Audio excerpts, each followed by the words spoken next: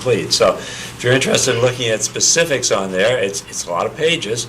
So it's this document right here, but it's all on the website, and I think 7 different PDF files that you can download. So if you're interested in that, you look under FY09 budget, hit that, then go down to it right below. You can pick those out. But that's a good idea. We'll put that on the website tomorrow, and we'll see if we can get it out to people. I don't know whether or not we want to put it on the listserv, but we certainly can put it on the website. Well, that would spur people to look at it. Yeah, well, that's true. Sure. The listserv could at least say Yeah. the Like the potential. If they put these in the backpacks, there would be no problem with that. We don't have the supply budget to put them in that. Yeah, we don't have a supply budget anymore. Yeah, that's true. We don't have a lab surplus. Peter, do you know now that, I wasn't sure why Cassie Norton wasn't here the last couple of meetings, but is it? No, I talked to her on the phone today, and she said she was not going to be able to come. I don't know if she's covering Greg Martinson or not. I just don't know why. I bet that's what it is, So yeah. it's not a permanent, no more coverage? it's Well, only- she hasn't been here for a number of weeks, so I don't really know. We're talking about the press, the Belmont Citizen Herald reporter, and I presume that I know they're very thin in terms of their staff, and so I presume that they just couldn't cover other things too. I don't know what else goes on Tuesday night other than our meetings because I'm here. So. I guess my question then was if she's maybe coming back. I think we've missed the deadline for Thursday's paper. It's like Monday at noon or something. I can't remember exactly, but I did send her this, by the way. Okay, She great. asked for this, and I emailed this to her today. So she has the Right. same copy that you have in your hands. So the Belmont Citizen Herald does have that. But if there's not going to be regular coverage, or we think there's a conflict, I would urge Yeah. the school department to issue a press release. Sure. Um, Well, one of the things that happens, I think, is that I live in Lexington, and Verizon in Lexington actually covers the Belmont meetings. That's surprising, but they do, because somebody said they saw me on television in Lexington. I said, how could you? Because I'm in Belmont. Was it And a they police said- report, I hope? No, it wasn't on the, but they said that it covers a number of the town's meetings. So evidently, if that happens, then maybe that's what's happening. She's watching from the office or something. I really don't know. I mean, I can't respond to People it. say Lexington's a dull town. More so now, right? That's right. Yeah. Gretchen. Hi, Gretchen McClain, Town Meeting Precinct 1. Given that Cassie Norton isn't here tonight, and it's such a critical week for getting this information out to the public, is there a means that, by which one of you or you could put together a press release and send it to the editor to make sure that there is this information out there before Saturday's meeting? And It's too late for this week's paper. Well, not necessarily. if she would cover it, she would bring it. She was there Saturday. So- And they're gonna cover the talk Yeah. tonight before they're gonna cover this, if they don't know about it. They're gonna cover the book talk that's going on in the high school and put their attention there if we don't tell them. But if she got your, Yeah, she was aware, Should be an article. Yeah, my guess is she'll have something in there on it, Gretchen. I don't know to what extent. She obviously I don't can't think get it's any. a chance. It's such an Right. important week to have all this information out there in a very strong way. That, I mean, hoping that she'll pick this up and maybe write something up just seems to leave a little bit of risk in the process that makes me uncomfortable. Is there some hazard to writing a press release that we should know about? No, not that I know of, no. I mean, I don't know if they'd have, I mean, this is Tuesday night right now, I'm not sure how much, in other words, they put the paper to bed starting sort of tonight and, Yeah, like 11 o'clock Yeah. tonight. They tuck it in, right? yeah, they tuck it in, right? So if you wanna write one before you go to bed, Leslie, Yeah. go right ahead, write it and submit it. So, Plenty of but, experience. I would say this, though, I mean, I agree with you, Gretchen, but, it's not over, essentially, we have another month in this whole budget process, and quite frankly, things happen in terms of communications. I mean, the school committee hasn't met with the Board of Selectmen yet to talk about what other kinds of things they might be able to fund. Ann mentioned a couple of sources, assessors and healthcare, right. But there might be some other ideas they have as well that, they haven't spoken about yet. So we'll need to explore those as well. I understood you to say that the Board of Selectmen were going to take a vote on Saturday as to whether or not they were going to support an override. A roads override. Right. No, they have to put an operating override in by March 1st, the end of that day, if there's gonna be one. If It's not money on the ballot. To the chair, please. So if they It's wanted gonna to go on put the an ballot. operating override forward, they would have to do that this Saturday, is that right? I I just want to make sure, I don't know. In order for it to be on the April 7th ballot, and there is no talk whatsoever right now of them moving to that. The only piece they're talking about voting on for Saturday is whether or not that roads override will go on an April 7th ballot. That's the decision to be I made. thought it was an either or. No, it's not an either or, no. Okay. Because among other things, I'm sorry, among other things, as we said before, they wouldn't have any idea what amount to authorize, and they wouldn't want to do it without It could still consulting go more on the information. ballot and be determined at a later time. The amount has to be on the ballot. It does? Yes. But they can only, Couldn't they do the file? they can still call for a special election in June, as Mr. Stratford was saying, I kind of go through that. and put it on that special election later. They can flip-flop it, take the budgets to town meeting, see what the will of town meeting is, call for a special election in June, have a definite amount coming out of town meeting we put on the ballot for a June election. Okay, Kimberly, But aren't we trying to stop that from happening? Because if they go on in April for the roads override, then there's even less of a chance that we're gonna get. That's right. that's right, if it passes. And then, in a sense, this is really important, sort of drop dead date of Saturday to get whole town in here who cares about the schools to say so. And we I'm know, not That seems arguing about the right. press release, I'm just making the statement that we need as many parents here as people here, it doesn't have to be a parent, fire and police. supporting this. We already know what the number is we need for level service budget for town and schools. So I don't know why we couldn't do it. you could, go ahead, Scott. Sorry.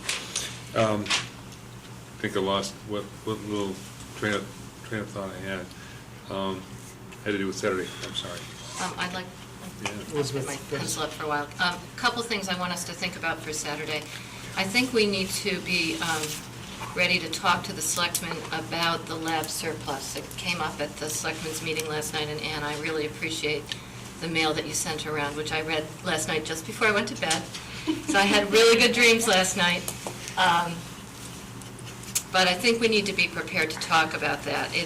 We need to be prepared to talk about what page in the budget book that appears, what our habits are, what the history is. I think all of us know because we talk about it at this table, but clearly the riveting school committee meetings are not being, watched by people, on a monthly basis. So we need to be prepared to talk about Yeah, that. since we started having Topo GGO do this chairman's report. Another question that I think is going to come up on Saturday is, Peter, with you retiring, the question will be, are there going to be any salary savings? And if so, can those be incorporated into the budget? I hate to ask that question. I don't even want to face your retirement. I'm not thinking about that. So, but it's out there. Another question I think we need to be talking about or thinking about is that we have the 2 new teachers that are in the budget, and last week we got the quarterly report from Jerry about how we're doing financially, the things we're ahead on, the things we're behind on, and the upshot is that we're in pretty good shape because of saving some money in fuel, I believe, and, well, there were a couple areas of savings, retirement. So right now, it looks like we have enough of a surplus to cover those 2 teachers. But that's a question that we really need to be prepared to talk to the selectmen about and let them know that, initially we were going to go to the town and have to ask for more money. We've held back on that. We didn't want to. And now, the way the budget's working out, it looks like we'll be able to cover them. So I think that it's something we all know, we talk about a lot, but we need to make sure we're ready to talk about it with them. Cover them for this year.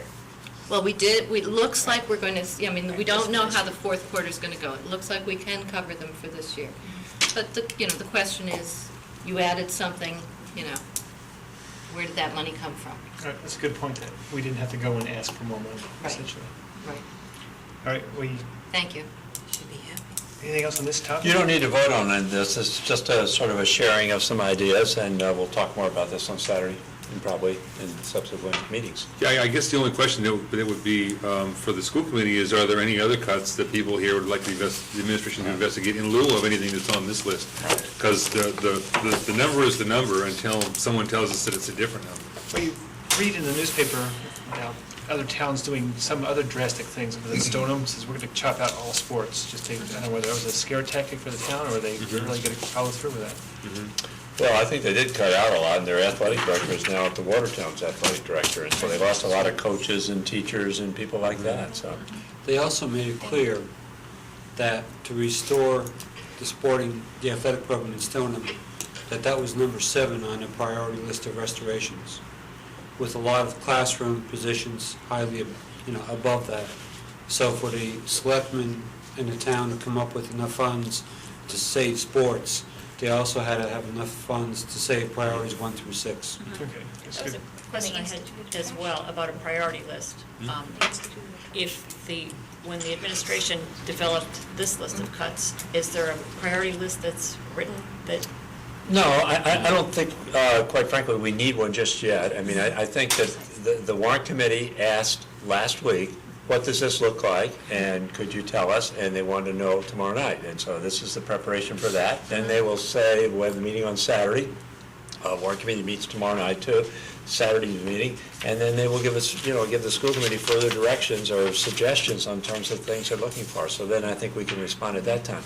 Once again, we do have, 3 more meetings in March, and if, there are some people saying the budget will not be decided in April. We obviously like to do it in April if we can, because then it helps us in hiring. But if we have to wait longer, then, this process, instead of only being a short 3 or 4 months, it could be a, nice lengthy 6 months. And it's, hopefully it won't go that long, but one never knows, so, yeah. So I guess my answer is, Not yet. we don't have it yet. Right. And I can't remember if it was, I'm sorry, do I have the floor still? Okay, you do. I don't remember if it was Scott or Jerry who said they'd rather, it would be a horrible choice to decide whether to eliminate athletics or teachers, but that would not be as horrible a choice for me as having classrooms this size. I would prefer personally to eliminate all athletic programs before I would agree or be interested in sharing this as a recommendation to eliminate the classroom teachers and have classrooms this size. I think athletics are great, and they benefit a lot of kids, but they do not benefit all kids. There's a lot of cut sports as the kids go along. There's not a lot of sports at the high school or in the elementary schools or the middle schools. It basically benefits a couple hundred of the 1,200, I believe, high school kids. And I would like to know the figure for eliminating all athletics in Belmont before we move on this drastic for class sizes and reduction in teachers. Well, this is still labeled the administration's recommendation. So. Right, but I think someone said, does anyone on the school committee want other numbers as we move forward? And that would be a number I would. Yeah, it's in the book, but it's not all broken out, including every single salary. I mean, I can add myself, but I would appreciate that number. And then it would also include adding phys ed to cover those losses. Then definitely. Right, that'd be an offset. I just want to repeat that this cut of $809,743 from the warrant committee's definition of our level services, which does not include some teaching positions that we think actually are level service, is little less than half of what the cut could have been. There's an additional $854,000 that the warrant committee would need to satisfy itself. They'd be willing to make available from existing free cash, that could be spent only on non-recurring items. So even if this draconian cut were implemented as is, we'd still have a structural deficit of double again that amount, because it's one-time funding for free cash, and the hole just keeps getting deeper every year. As people knew, you and I discussed this, when they settled a budget with plugging a hole with free cash last year, that it would be twice as big the following year, and sure enough, here we are. Well, last year, the warrant committee seemed pretty happy and confident that they would go for operating override this year.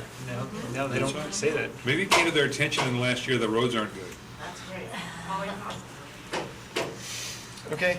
The final question was, the meeting Last starts one. at 9 on Saturday, and a lot of parents were asking, what time should they come? Is this the first item on the agenda? There's 15 minutes of the town's HR department, then Minuteman starts at 9:15, should be maybe 20 minutes worth. and then us. You know, because kids have lots of activities, a lot of parents Yeah. want to show up, but they Sure. want to know, you know, they want to be 9:30. able to come when they can say what they want to say, and Right. quite a few people were asking. It's gonna be I know Zoom. what time they should be up. Yeah, I mean, there'll be a lot of talk at the table until 10-ish, a lot of pawing of the ground by various, in terms of parents kind of being able to come when they can and so forth. If I could say one thing about this for Saturday. Much bigger. Not everybody who comes has to speak, especially if they're repeating the same message. We found in the past that just the physical presence of parents in the audience speaks volumes. And sometimes it's counterproductive if you have 8 or 10 or 12 or 15 people getting up saying the same thing over and over. You know, choose spokesmen, have one person speak for a group. But your physical presence in that chair does speak volumes. And if you can't come, you can summarize what you want to say and send it to the selectmen and the warrant committee, and the paper. And us, just so we know. Thanks. Okay, next item? Approval of contract with school committee council. Ask Scott and Elizabeth to bring this to school committee. Yeah, with the help of Kathy Miller, our illustrious alum and attorney at law, Elizabeth and Peter and I went through a process of interviews and reference checks on 3 law firms, Kaufman and Page, which is the town's counsel for labor and many other things, Murphy, Hesse, Tooby, Lehane, which is the largest law firm dealing with school law in Massachusetts. They have somewhere around 100, I think, clients. And Morgan, Brown and Joy, a boutique law firm of approximately 30 attorneys on State Street, who represent a number of districts like us, including Weston, and others that Dr. Holland can enumerate better than can I. Based on the combination of interviews and reference checks, trying to satisfy ourselves that we would be in a position of having both depth of representation and caliber of people to work with, and relying heavily on the recommendations of reference checks from the folks.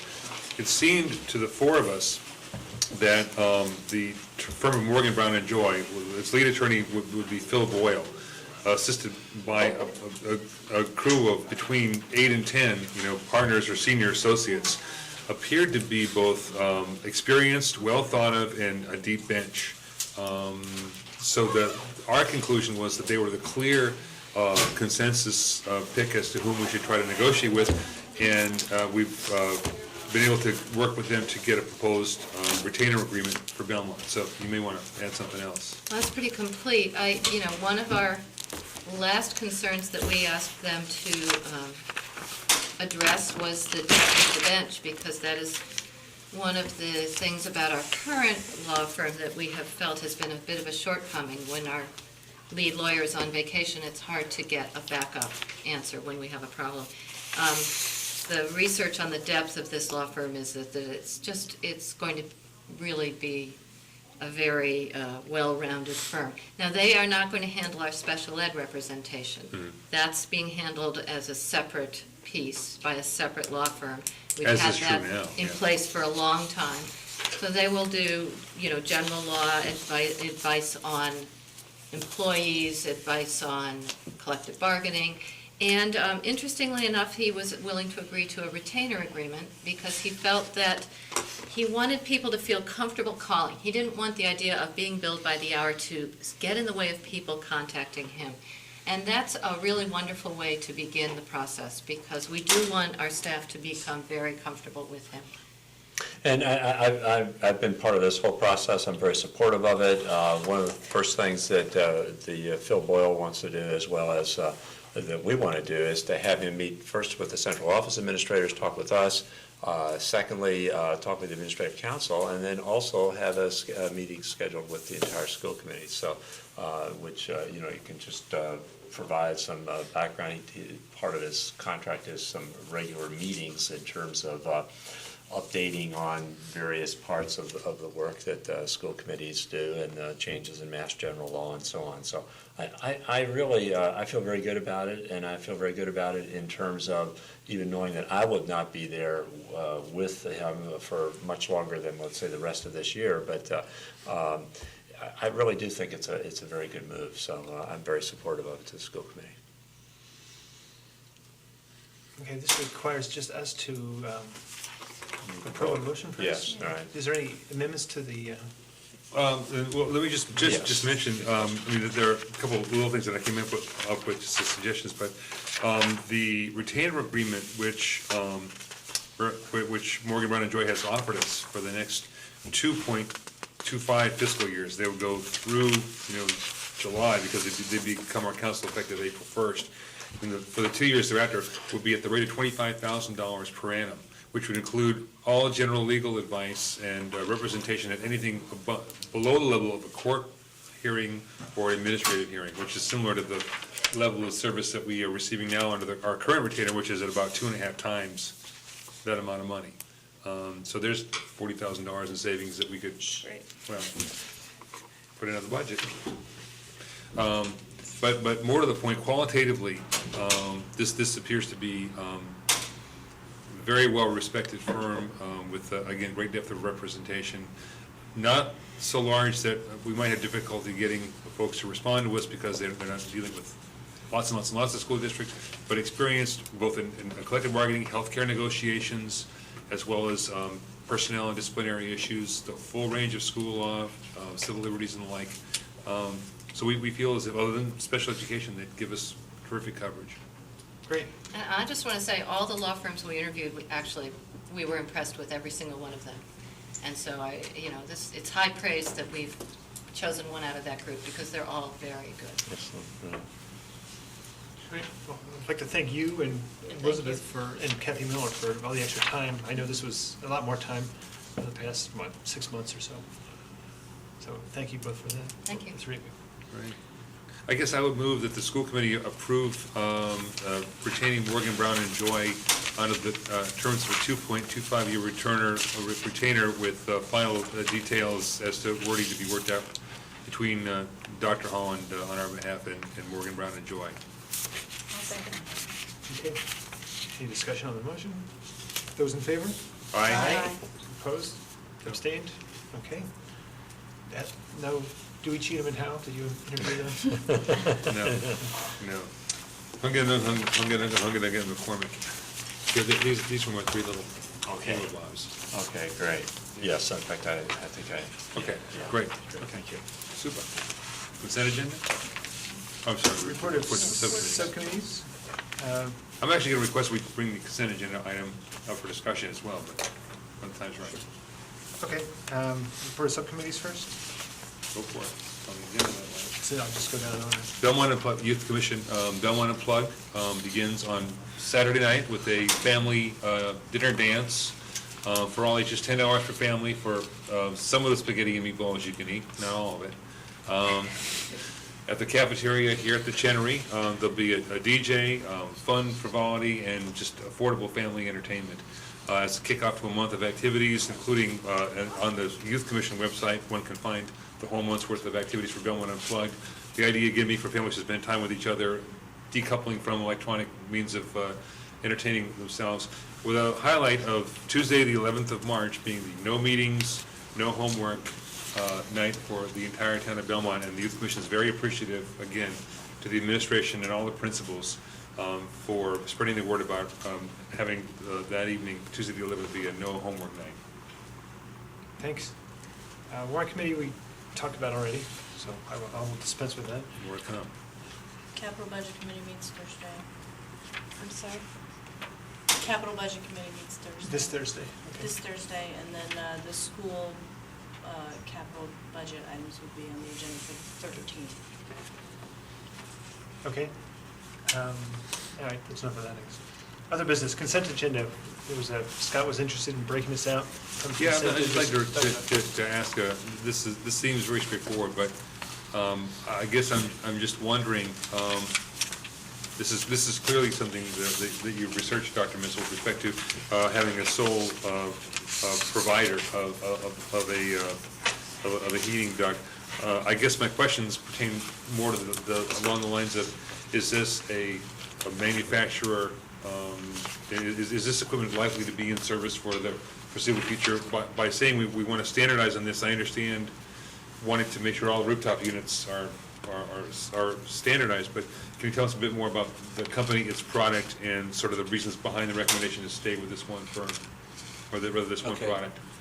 It's the product, not the contractor doing the installation. So we will still have a competitive bidding process among different contractors who will be bidding on the job, but they'll all be told in the spec that we want a Mammoth rooftop unit. And the reason that we're speccing this is because the ESCO project 2 years ago replaced 6 rooftop units on the high school. They used Mammoth rooftop units for those replacements. They work very well. It's one of the major and oldest companies in the country. And we would like to standardize all of them so that it'll make it easier for our maintenance and replacement of parts down the line. State law says if you want to have a proprietary spec, you're allowed to, but it has to be stated in the specification, and the awarding authority, the school committee in this case, has to vote to put the proprietary spec in the specification, and we have to state the reasons for it. So with the help of our engineers, R.D. Kimball, we've come up with this memo, which is the Exhibit C, stating the reasons as to why we feel a proprietary spec serves the best interest of the Belmont Public Schools, and we would ask you to vote it before we actually advertise the specification. Okay, so this would not preclude a competitive bidding situation, just so that this would be among the specifications for the contractors responding to the bidding process would be these units. That's correct. That's correct. I'm surprised you didn't say something about woolly Mammoth. No. Well, if we Peter's install been the here too Mammoth long units, kids won't have to wear their woolies. Okay, there we go. You said it's like the biggest company in the country, it's like Mammoth. With their Mammoth, Yeah, yeah, that's right. Yeah, that's right. There we go. Think you So- could come up with a motion? So I can. I would move to vote to standardize the product selection for the installation of rooftop air handling equipment at the Belmont High School by designated proprietary specification calling for the installation of only Mammoth rooftop air handling units as part of the bid specification being advertised for the replacement of rooftop HVAC units at Belmont High School. Second? Those in favor? Any more discussion on this? Those in favor? Aye. Aye. Opposed? Abstained? Thank you all. Thank you very much. So we'll get you to sign this, and then I'll make the changes. We love the leads by the Pat included. Yeah, okay. So if you sign that, then I can pencil it in. That's right. What? May need a new copy? Yeah, Yeah, okay. Well, yeah, my motion was just to approve the working relationship Yeah. pending finalized, Good. so you don't have I to mean, sign it it tonight. looks to me like one of them's prior to, which I can't imagine that's any problem. And then instead of one training and console. Just make it clear that it's a day, so we Yeah, can divide right. it into sections, Yeah, so- okay. and so the successor superintendents and people from the law firm Right. will know that, Exactly what it means, right? yeah, exactly, Good. just Sounds good. clarification. Do you want to finish up here? Yeah, but we're gonna. Oh, sorry. All right, we will, There's no business. school committee will move into executive session to discuss the superintendent's contract. I guess, do I need a motion for that? How's that gonna work? We will not return to open session. I'll move into executive session. All second same. Is that procedurally correct? Sure. Yeah, Stratford, aye. Wittenberg, aye. Bo, aye. Stafford, aye.